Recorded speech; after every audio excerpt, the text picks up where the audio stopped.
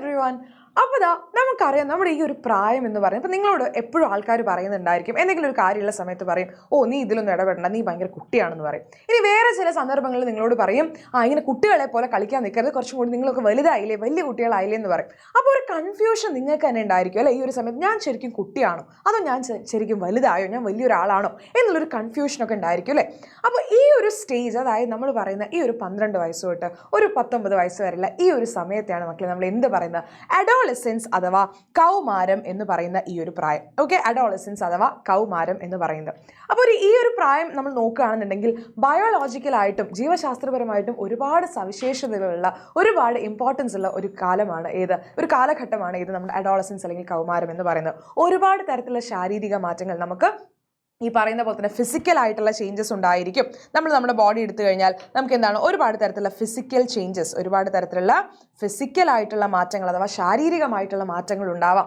അതുപോലെ തന്നെ എന്താണ് ഈ പറയുന്ന ഇമോഷണൽ ആയിട്ടുള്ള മാറ്റങ്ങൾ, എന്താണ് നമുക്ക് വൈകാരികമായിട്ടുള്ള മാറ്റങ്ങളും നമുക്കുണ്ടാവാം അല്ലേ? ഇത്തരത്തിൽ ഒരുപാട് മാറ്റങ്ങൾ ഉണ്ടാവാം. ബോത്ത് ബോയ്സിലും ഗേൾസിലും, ആൺകുട്ടികളിലും പെൺകുട്ടികളിലും ഇത്തരത്തിലുള്ള മാറ്റങ്ങൾ കാണാൻ പറ്റും. എന്നാൽ ഈ ഒരു പ്രായത്തിൽ നമുക്കറിയാം, ഈ ഒരു പ്രായം നമ്മൾ എടുക്കുന്ന സമയത്ത് നമ്മുടെ വളർച്ച എന്ന് പറയുന്നത് വളരെ പെട്ടെന്നായിരിക്കും നടക്കുന്നുണ്ടായിരിക്കുക. ഗ്രോത്ത് അഥവാ നമ്മൾ പറയുന്ന വളർച്ച എന്ന് പറയുന്നത് പെട്ടെന്ന് നടക്കും. വളർച്ച പെട്ടെന്ന് നടക്കും, കുറച്ച് ഫാസ്റ്റായിട്ട് നമുക്ക് പെട്ടെന്ന് ഹൈറ്റ് കൂടുക, അല്ലെങ്കിൽ വെയിറ്റിൽ മാറ്റം ഉണ്ടാവുക, ഇത്തരത്തിൽ ഒരുപാട് മാറ്റങ്ങൾ നടക്കുന്ന ഒരു ഏജ് കൂടിയാണ് അഡോളസെൻസ് അല്ലെങ്കിൽ കൗമാരം. അപ്പോൾ ഈ ഒരു വളർച്ച നടക്കുന്നത് നമ്മൾ നോക്കിക്കഴിഞ്ഞു കഴിഞ്ഞാൽ ആൺകുട്ടികളും പെൺകുട്ടികളും ബോയ്സും ഗേൾസും നമ്മൾ കമ്പയർ ചെയ്യുന്ന സമയത്ത് ഗേൾസിൽ ഈ പറയുന്ന വളർച്ച അല്ലെങ്കിൽ ഗ്രോത്ത് എന്ന് പറയുന്നത് കുറച്ചും കൂടി ഗേൾസിൽ ഫാസ്റ്റർ ആയിരിക്കും. പെൺകുട്ടികളിൽ ഇത് കുറച്ചും കൂടി ഫാസ്റ്റർ ആയിട്ട്, അതായത് വേഗത്തിലായിരിക്കും ഈ ഒരു വളർച്ച എന്ന് പറയുന്നത് നടക്കുന്നുണ്ടായിരിക്കാം. കാരണം എന്താണ്, നമ്മുടെ ബ്രെയിനിൽ ഈ പറയുന്ന നമ്മുടെ ശാരീരിക മാനസിക വളർച്ചേനെയൊക്കെ, അല്ലെങ്കിൽ ഈ പറയുന്ന ഫിസിക്കൽ ആയിട്ടുള്ള അല്ലെങ്കിൽ മെന്റൽ ആയിട്ടുള്ള ഗ്രോത്തിനെയൊക്കെ കൺട്രോൾ ചെയ്യുന്ന നമ്മുടെ ഈ ഒരു ബ്രെയിനിൻ്റെ ഭാഗങ്ങൾ, ബ്രെയിനിൻ്റെ പാർട്ട് എന്ന് പറയുന്നത് നമ്മുടെ ഗേൾസിൽ കുറച്ചും കൂടി വേഗത്തിൽ എന്ത് ചെയ്യും, ഈ പറയുന്ന പോലെ കുറച്ചും കൂടി വേഗത്തിൽ ഗ്രോ ചെയ്യും. അല്ലെങ്കിൽ ഈ പറയുന്ന പോലെ തന്നെ എന്താണ്, കുറച്ചും കൂടി പെട്ടെന്ന് തന്നെ റാപ്പിഡായിട്ട് തന്നെ എന്ത് നടക്കും, ഗേൾസിൽ ആ ഒരു ബ്രെയിനിൻ്റെ ഭാഗത്തിൻ്റെ ഗ്രോത്ത് നടക്കും. അതുകൊണ്ട് തന്നെ വളർച്ച ഗേൾസിലായിരിക്കും കുറച്ചും കൂടി നമുക്ക് ബോയ്സിനേക്കാൾ ഫാസ്റ്റായിട്ട് കാണാനായിട്ട് സാധിക്കാം. ഈ ഒരു ഏജിൽ നമ്മൾ പറഞ്ഞ പോലെ തന്നെ ഇമോഷണൽ ആയിട്ടുള്ള, നമുക്ക് വൈകാരികമായിട്ടുള്ള മാറ്റങ്ങൾ ഉണ്ടായിരിക്കും. എപ്പോഴും നമുക്കൊരു ദേഷ്യം വരിക, അല്ലെങ്കിൽ നമുക്ക് എന്താണ് സങ്കടം വരിക. അപ്പോൾ എപ്പോഴും ഒരു വൈകാരികമായിട്ട് ഇമോഷണലായിട്ട് നമ്മൾ ഒരുപാട് ഫ്ലക്ച്വേഷൻസ് കാണിക്കുന്ന ഒരു ഏജാണ് ഈ ഒരു അഡോളസെൻസ് എന്ന് പറയുന്നത്. യെസ്, അപ്പോൾ ഇതിൽ നമുക്ക് ഒരുപാട് ശാരീരികമായിട്ടുള്ള മാറ്റങ്ങൾ ഉണ്ടാവും എന്ന് പറഞ്ഞു അല്ലേ? അപ്പോൾ ബോയ്സിലും ഗേൾസിലും ഒരുപോലെയുള്ള മാറ്റങ്ങളായിരിക്കും ഉണ്ടായിരിക്കുക?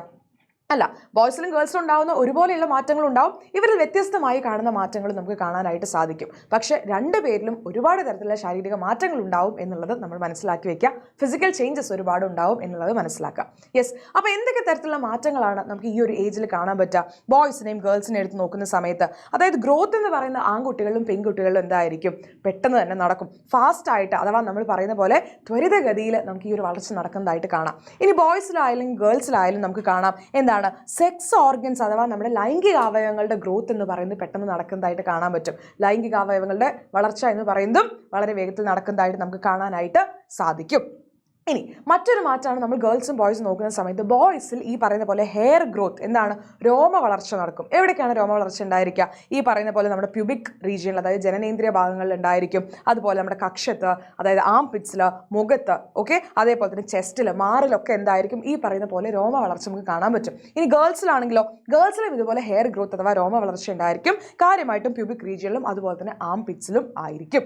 യെസ്, ഇനി അതേപോലെ നമ്മൾ ശബ്ദം അല്ലെ, ഈ ഒരു പ്രായത്തിൽ നമ്മൾ പറയും ശബ്ദം നല്ലോണം മാറുന്ന ഒരു ഏജാണ് അല്ലെ, ശബ്ദം മാറുന്നുണ്ടെന്ന് പറയും. ബോയ്സിൻ്റെ കേസിലാണെന്നുണ്ടെങ്കിൽ ഈ ശബ്ദം എന്താണ്, കുറച്ച് ഡീപ്പാവും അല്ലേ, ശബ്ദത്തിനൊരു ഗാംഭീര്യം എന്ന് പറയുന്നത് കുറച്ച് കൂടും, കുറച്ചും കൂടി ഒരു ബേസ് വോയിസ് ആയി മാറും, കുറച്ചും കൂടി ഗാംഭീര്യമുള്ള ശബ്ദമായിട്ട് മാറും. ഇനി ഗേൾസിൻ്റെ കേസിലാണെങ്കിലോ കുറച്ചും കൂടി ഷാർപ്പായിട്ടുള്ള വോയിസ് ആയിട്ട് മാറും. ഒരു ശബ്ദ സൗകുമാര്യം എന്ന് പറയുന്നത് എന്ത് ചെയ്യും, കൂടാനായിട്ട് തുടങ്ങും, അല്ലെങ്കിൽ ശബ്ദ സൗകുമാര്യം കിട്ടുന്നത് ഈ ഒരു ഏജിലായിരിക്കും.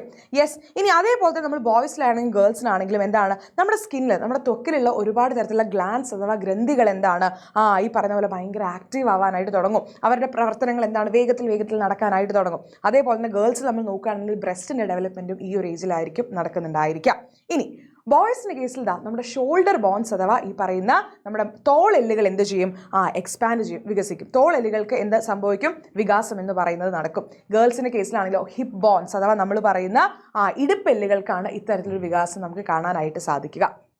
അതുപോലെ തന്നെ ഉണ്ടാകുന്ന മറ്റൊരു മാറ്റമാണ് എന്താണ് ബോയ്സിൽ ഈ പറയുന്ന ഇജാക്കുലേഷൻ അഥവാ ശുക്ലവിസർജനം എന്ന് പറയുന്നതും അഡോളസൻസ് ഏജിലാണ് തുടങ്ങുക. ആൻഡ് അതേപോലെ തന്നെ ഗേൾസിൽ നമ്മൾ നോക്കിക്കഴിഞ്ഞാൽ മെൻസ്ട്രുവേഷൻ അഥവാ ആർത്തവം എന്ന് പറയുന്നത് ആരംഭിക്കുന്നതും ഈ ഒരു ഏജിലായിരിക്കും. അപ്പോൾ ഇത്തരത്തിലുള്ള ഒരുപാട് മാറ്റങ്ങൾ നമുക്ക് ബോയ്സിലും ഗേൾസിലും കാണാനായിട്ട് സാധിക്കും. അപ്പോൾ ആദ്യം പറഞ്ഞ പോലെ തന്നെ ഒരുപാട് മാറ്റങ്ങൾ ഉണ്ടാകുന്ന ഒരു ഏജ് ഗ്രൂപ്പ് അല്ലെങ്കിൽ ഒരു എന്താ പറയുക ഒരു കാലഘട്ടം ആയതുകൊണ്ട് തന്നെ ഈ സമയത്ത് നമ്മുടെ ഭക്ഷണവും കാര്യങ്ങളൊക്കെ നമ്മൾ ഒരുപാട് ശ്രദ്ധിക്കണം. നല്ല നല്ല എന്താ പറയുക പച്ചക്കറിയും അതേപോലെ പഴങ്ങളും അല്ലെ ഫ്രൂട്ട്സും വെജിറ്റബിൾസും ഒക്കെ നമ്മൾ എന്താണ് ധാരാളം നമ്മുടെ ഡയറ്റിൽ ഉൾപ്പെടുത്തണം. പിന്നെ ജങ്ക് ഫുഡ് അല്ലെ പുറത്തുനിന്നുള്ള ഭക്ഷണം നമ്മൾ ഒരുപാട് കഴിക്കാതെ ഇടയ്ക്കൊക്കെ നമുക്ക് കഴിക്കാം, പക്ഷെ ഒരുപാട് കഴിക്കാതെ എന്ത് ചെയ്യുക നമ്മുടെ ഹെൽത്തിനെ കുറച്ചും കൂടി നമ്മൾ നന്നായിട്ട് നോക്കുക.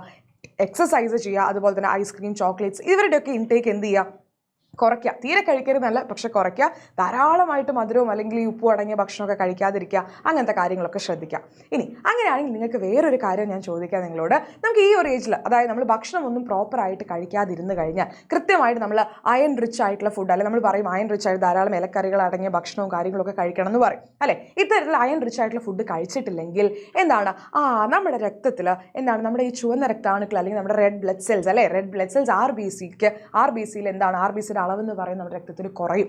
അല്ലെങ്കിൽ ഈ പറയുന്ന പോലെ ആർ ബി സിയുടെ അളവ് നമ്മുടെ രക്തത്തിൽ കുറഞ്ഞു കഴിഞ്ഞാൽ അല്ലെങ്കിൽ ഈ പറയുന്ന ആർ ബി സിയിലെ ഹീമോഗ്ലോബിൻ്റെ അളവ് കുറഞ്ഞു കഴിഞ്ഞാൽ നമുക്ക് നമ്മുടെ കാര്യത്തിലൊന്നും ശ്രദ്ധിക്കാൻ പറ്റില്ല. ആകെ ക്ഷീണിച്ച് നമുക്ക് എപ്പോഴും എന്താണ് നമ്മൾ വളരെ വീക്കായിട്ട് എപ്പോഴും ടയേർഡായിട്ട് ഇരിക്കും, ഒന്നിലും ഫോക്കസ് ചെയ്യാൻ പറ്റാത്തൊരവസ്ഥയൊക്കെ വരും. ഇതിന് ഒരു പേര് പറയും. എന്താണ് ആ പേര്? അത് നിങ്ങൾ എന്ത് ചെയ്യണം? നിങ്ങൾ താഴെ കമൻറ്റ് ചെയ്യണം. അപ്പോൾ ഈ വീഡിയോ നിങ്ങൾക്ക് ഇഷ്ടപ്പെട്ടെന്നുണ്ടെങ്കിൽ തീർച്ചയായിട്ടും നിങ്ങൾ താഴെ കമൻറ്റ് ചെയ്യുക. അതേപോലെ തന്നെ എന്താണ് നിങ്ങൾ ലൈക്ക് ചെയ്യുക, നിങ്ങളുടെ ഫ്രണ്ട്സിനൊക്കെ ഷെയർ ചെയ്ത് കൊടുക്കുക, നമ്മുടെ ചാനൽ സബ്സ്ക്രൈബ് ചെയ്യാനും മറക്കരുത്. അപ്പോൾ എന്താണ് ആ രോഗത്തിൻ്റെ ഒരു കണ്ടീഷൻ, അത് രോഗമല്ല ഒരു കണ്ടീഷനാണ്, ആ കണ്ടീഷൻ്റെ പേരെന്താണെന്ന് അറിയുന്നുണ്ടെങ്കിൽ താഴെ എന്തായാലും നിങ്ങൾ കമൻറ്റ് ചെയ്യുക. താങ്ക്